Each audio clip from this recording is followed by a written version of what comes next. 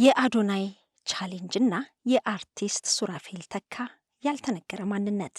ጤና ይስጥልን ውድ የሸገር ኢንፎ ሚዲያ ተከታታዮች እንደምናላችሁ፣ መሰረት በዙ ነኝ። በያላችሁበት ሰላም፣ ፍቅር፣ ጤና እንዲበዛላችሁ እየተመኘሁ ከሰሞኑ እንግዲህ በተለይ በቲክቶክ አዶናይ ያስጀመረው ቻሌንጅን ተከትሎ ከዚህም ከዛም የተለያዩ ሀሳቦችና እንዲሁም ደግሞ ደስታዎች እንዲሁም ስጋቶች እንደነበሩ ይታወሳል።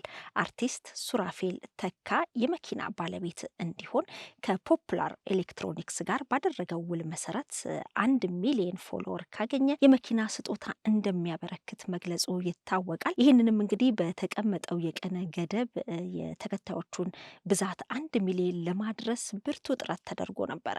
በኋላ ላይ ደግሞ የ3 ቀናትን ጊዜ መስጠቱን ፖፑላር ኤሌክትሮኒክስ ይፋ አድርጎ በዚህም አዶናይ ያስጀመረውን ቻሌንጅ ብዙዎች ገፍተው ለስኬት አብቅተውታል። በዚህም አርቲስቱ ብቻ ሳይሆን የአርቲስቱ ቤተሰቦች የሰው ደስታ የሚያስደስታቸው በአጠቃላይ ደስታቸውን እየገለጹ ይገኛሉ። የአዶናይን ቻሌንጅ እና የአርቲስቱን ያልተነገረ ማንነት እንነግራችኋለን። ቆይታችሁን ከሸገር ኢንፎ ጋር እንድታደርጉ በአክብሮት እንጋብዛለን። ለመሆኑ አርቲስት ሱራፌል ተካ ማን ነው? ጥቂት እንላለን።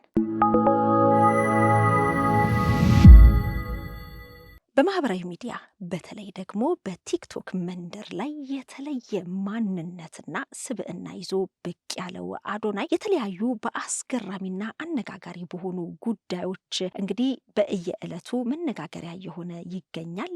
አዶናይ እንግዲህ በተለይ ደግሞ ከምንም ነገር በላይ መልካምነቱና ለሰው ደስታ መትጋቱ ብዙዎች ከዚህ ቀደም ይቃወሙት፣ እንዴት እንዲያለ እንዲያደረገ ይሉት የነበረ ሁሉ ሲረዱት መልካምነቱን እየገለጹ ለት ይገኛሉ።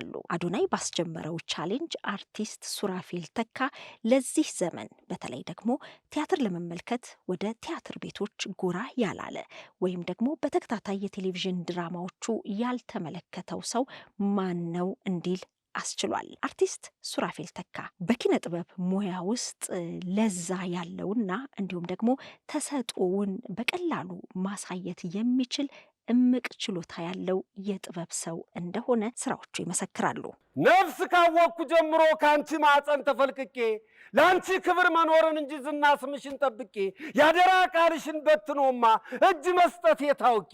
አርቲስት ሱራፌል በቲያትር ትወና፣ በፊልም ስራው እንዲሁም ደግሞ በተከታታይ የቴሌቪዥን ድራማዎች ማንነቱን ያሳየና ትልቅና እምቅ የሆነ የኪነ ጥበብ ችሎታ እንዳለው ያሳየ ታላቅ ባለሙያ ነው። ለሌሎችም አርአያ መሆን የሚችል ይህንን አርአያነቱን ከግምት ውስጥ በማስገባት ተወዳጅ ሚዲያ ስለ አርቲስት ሱራፌል ተካ የሰነደውን እናጋራችሁ።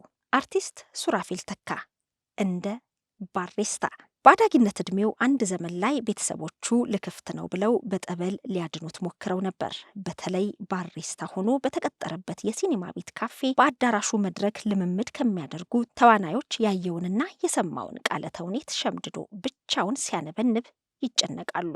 ያ የልጅነት ልክፍቱ ከቲያትር ሙያ ጋር 30 ዓመታት ገደማ አጣብቆ እንደሚያቆየው ይገመት አልነበረም። አሁን በቲያትር መድረኮችና በተለያዩ ተወዳጅ የፊልም ስራዎች ላይ የሚታወቀው ተዋናይ ሱራፌል ተካ አንድ ዘመን ባሬስታ ሆኖ በአንድ ሲኒማ ቤት ካፌ ውስጥ ይሰራ ነበር። አርቲስት ሱራፌል ተካ ወደ ኪነ ጥበብ ሙያ የገባበት አጋጣሚ እጅግ ለየት ያለ ነው። ይህም በቤቱ አቅራቢያ የነበረው የጎንደር ሲኒማ ቤት ባሬስታ ሆኖ ነበረ የቲያትር መድረክን በቅርብ የማየት እድሉን ያገኘው። በዚህ በባሬስታ ሙያው የኪነ ጥበብ ባለሙያዎቹ ልምምድ ሲያደርጉ ሻይ ቡና ሲሉ የሚያነበንቧቸውን ቃለ ተውኔት የመስማትና የማየት እድልና አጋጣሚ ነበረው። ይሁንና ግን አንዲት አጋጣሚ ሙሉ ለሙሉ ወደ ኪነ ጥበብ ህይወት ውስጥ ይከተኛል ብሎ አላሰበም ነበረ። ተቀጥሮ በሚሰራበት ሲኒማ ቤት ውስጥ የባሬስታ ስራውን እየሰራ ነበረ። በጎንደር ከተማ እውቅና ያላቸው የቲያትር ባለሙያዎችና ተዋንያኖች ደግሞ ልምምድ የሚያደርጉት በዚያው ሲኒማ ቤት አዳራሽ ነበር። በዚህ አጋጣሚ አዳጊው ሱራፌል በአዳራሹ መብራት በማያገኘው ክፍል አሊያም መጋረጃ መካከል ሆኖና ማንም ሳያየው ተደብቆ ልምምዱን ይከታተል ነበር፣ የሚሉትንም ይሰማ ነበር። በዚህ ጊዜ በአጼ ቴዎድሮስ ዙሪያ የተሰራ ቲያትር የአንድ እናት ልጆች የሚል ርዕስ ያለው ለመስራት ባለሙያዎቹ ልምምዳቸውን በዚያ አዳራሽ ያደርጉ ነበር። ቲያትሩ ነፍሱን ይማረውና የሲሳይ ታረቀኝ ስራ ነበር። ይህንን የሚከታተለው ሱራፌል ቃለ ተውኔቱን ብሎም ተዋናያኖቹን ገጸ ባህሪውን ወክለው ሲጫወቱ የሚያሳዩትን የሰውነት እንቅስቃሴ በደንብ ይከታተል ነበር። በተዋናያኖቹ መደነቁ ከዕለት ዕለት እየጨመረ ቤቱ ሲገባ ምሽቱን ቀን የሰማውን በማነብነብ ያሳልፋል። በዚህ ወቅት ነው እንግዲህ ቤተሰቦቹ በሁኔታው ግራ ተጋብተው ተጨንቀውም ነገሩ ልክፍት ነው ብለው ያመኑት ደህና አልመስል ብሏቸው፣ እርሱ ግን ልክፍቱ አንድ መድረሻ እስኪያገኝ ድረስ ልቡ አላረፈለትም። ሲለማመዱ ያያቸው የነበሩ የቲያትር ባለሙያዎች መብራት አጠፋፍተው ሲወጡ ጠብቆ መብራት አብርቶ እንደነርሱ ይተውናል። ለብቻው ሆኖ በቃሉ የያዘውን ቃለ ተውኔት ያነበንባል። ታዲያ በዚህ መካከል አንድ አጋጣሚ ተፈጠረ። የሱን ሕይወት የኪነ ጥበብ መንገዱን የሚያዘልቅለት አጋጣሚ። ተዋንያኖቹ ልምምዳቸውን ጨርሰው መብራት አጠፋፍተው ወጡ። ሱራፌል መውጣታቸውን ጠብቆ መብራቱን አበራርቶ የለመደውን ትወና ቀጠለ። ከተወሰነ ቆይታ በኋላ የቲያትሩ ደራሲ ሲሳይ እዛው ሲኒማ ቤት ውስጥ ዕቃ ረስቶ ኖሮ ሲመለስ ድምፅ ይሰማል። ለማጣራት ወደ አዳራሹ ጠጋ ብሎ ተደብቆ ይመለከታል። ተመልካች እንዳለው ያላወቀው ሱራፌል ትወናውን ከቃለ ተውኔቱ ጋር እያናበበ ቀጥሏል። ጨርሶ ሊወርድ ሲል ያልጠበቀውን ጭብጨባ ሰማ። ሱራፌል በጣም ደነገጠ። ሲሳይ በበኩሉ አድናቆቱን ገለጸ።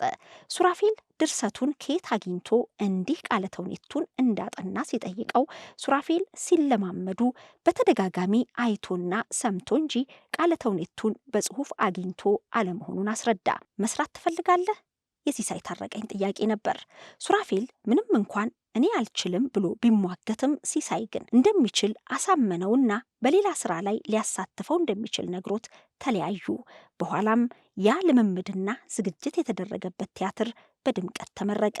በከተማዋ የተለያዩ ወረዳዎችም በርካታ ታዳሚዎች ባሉበት ቀረበ። 150 የሚጠጉ በቲያትሩ የተሳተፉ ተዋንያኖች አዲስ አበባ አቅንተው ቲያትሩ ለኢትዮጵያ ሚሊኒየም በአዲስ አበባ ብሔራዊ ቲያትር ቀርቦ ተመረቀ። በሰዓቱም ጉዳዩን የሚዲያውንና የብዙሃኑን ትኩረት ስቦ ነበር። ከምርቃቱ በኋላ ባሉ 2 ተከታታይ ቀናት በብሔራዊ ቲያትር ሲታይ ቆይቶ ወደ ባህር ዳር ተመለሰ። ከዚያ ደግሞ ወደ ጎንደር። በድጋሚ ቲያትሩ በሚሊኒየም አከባበር መዝጊያ ላይ በሚሊኒየም አዳራሽ ቀረበ። በዚህ ጊዜ ተቀርጾ በሲዲ ተሰራጨ። ውጭና የተለያዩ ሀገራት ኤምባሲዎች ተላከ። ይህ መልካም አጋጣሚና ጥሩ የእድል በር የከፈተለት ሱራፌል የሚፈልገውና ለትወና የሚመለምለው ጥቂት አልነበረም። እርሱም ፍቃድ እየጠየቀ ከባህር ዳር አዲስ አበባ እያቀና የተለያዩ የፊልም ስራዎች ላይ መስራት ጀመረ። ይህ ነገር ሲደጋገም ስራው ሁሉ ያለው አዲስ አበባ ነው፣ እስከ መቼ እመላለሳለሁ የሚለው ሀሳብ ያብከነክነው ገባ። በዚህ ሀሳብ ውስጥ እያለ ለአንድ ስራ አዲስ አበባ በተገኘበት ወቅት ብሔራዊ ቲያትር የቅጥር ማስታወቂያ አውጥቶ ተመለከተ። ተወዳደረ፣ አለፈ። በቲያትር ቤቱ ተቀጠረ። በዚያም መጀመሪያ በትወና የተሳተፈበት ስራው ቶፓዝ ተስፋዬ ገብረ ማርያም ያዘጋጀው ነበር። ቀጥሎ ደግሞ ቅጥልጥል ኮከቦች የተሰኘውን የደራሲ ውድነህ ክፍሌ ቲያትር ዶክተር ተሻለ አሰፋ አዘጋጀው። የፍቅር ማዕበል፣ የማን ያዘዋል እንደሻው፣ ሶስተኛው ችሎት በዓለም ሲኒማ ለእይታ የቀረበው ጥቁር እንግዳ የውድነህ ክፍሌና የቃቄ ውርድወት ላይ ለመስራት በቃ። አርቲስት ሱራፌል ተካ ከቲያትር ባሻገር ተወዳጅ በነበሩት ተከታታይ የቴሌቪዥን ድራማዎች ላይም ተሳትፏል። ገመና፣ ሰው ለሰው፣ እረኛዬ፣ ደርሶ መልስ የተባሉ እጅግ ተወዳጅ በሆኑ ተከታታይ የቴሌቪዥን ድራማዎች ላይም ተሳትፏል። ያለውን ትልቅ አቅምና ችሎታም አሳይቷል። ከሰራቸው ፊልሞች መካከልም ባለስልጣኑ፣ ኤማንዳ፣ ዘቢግ ባታሊዮን፣ በእንግሊዝ ሀገር የፊልም ኩባንያ የተሰራ አላዛር፣ ዓለም አቀፍ ሽልማትን ያገኘ አጭር ፊልም ላይም ተሳትፏል። ላምፕ ወይንም በካንስ የታጨ ፊልም በተባሉ ፊልሞች ላይ ብቃቱን አሳይቷል። ለራዲዮም እንግዳ አይደለም። በፋና ሬዲዮ ይተላለፍ የነበረ አንድ የሬዲዮ ድራማ ላይ በትወና ሲተሳተፍ 600 ገጽ ያለው ገአረ የተሰኘን መጽሐፍም ተርኳል። አሁን ከብሔራዊ ቲያትር ቋሚ ቅጥር ተለይቶ በተጋባዥ ተዋናይነት የሚሰራው ሱራፌል በጣይቱ ባህል ማዕከል አስተባባሪነት የአጼ ቴዎድሮስ ራዕይን ቲያትርን በአሜሪካ ለ1 ዓመት ተኩል ቆይቶ 27 ጊዜ ማቅረብ ችሏል። እንዲሁም ከቡድኑ አባላት ጋር በአውሮፓ 10 ሀገራት ገደማ ተዘዋውረው ይህንኑ ቲያትር አቅርበዋል።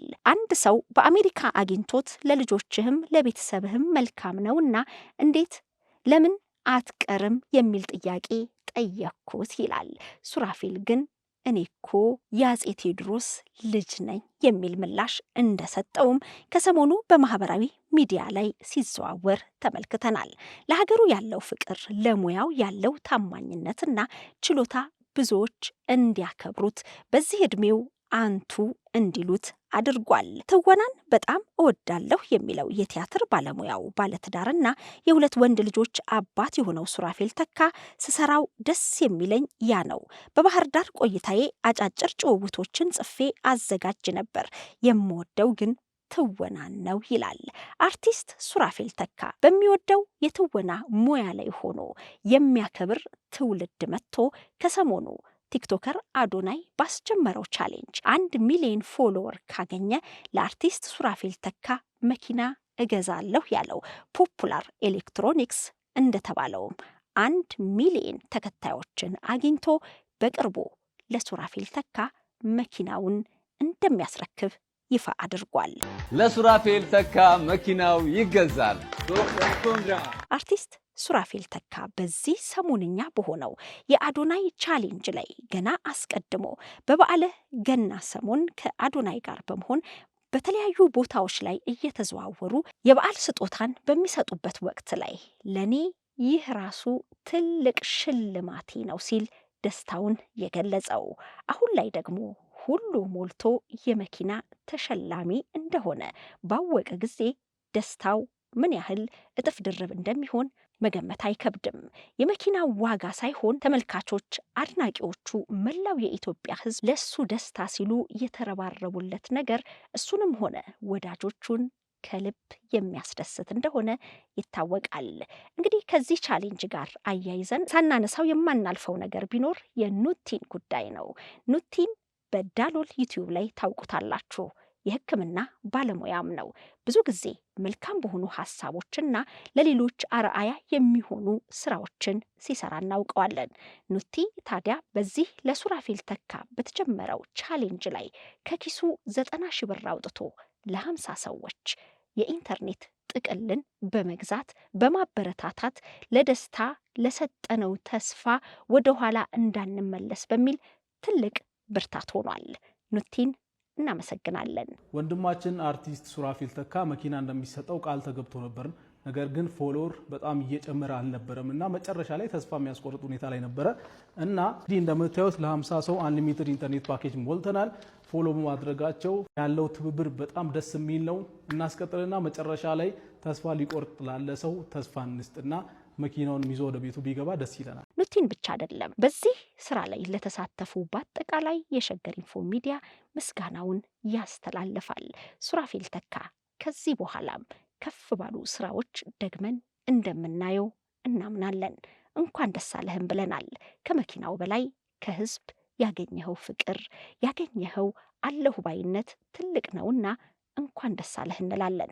ትክክለኛና ተአማኒ የሆኑ መረጃዎችን ወደ እናንተ ወደ ውድ የሸገር ኢንፎ ሚዲያ ተከታታዮች የምናቀርብበት ቻናላችን ሸገር ኢንፎ ነው። ታዲያ ሸገር ኢንፎን ሰብስክራይብ አድርገዋል? ቤተሰብ ይሁኑን። ለአብሮነታችሁ ከልብ እናመሰግናለን። ላይክ፣ ሼር በማድረግም ለሌሎች ያጋሩ። ሸገር ኢንፎ ሚዲያ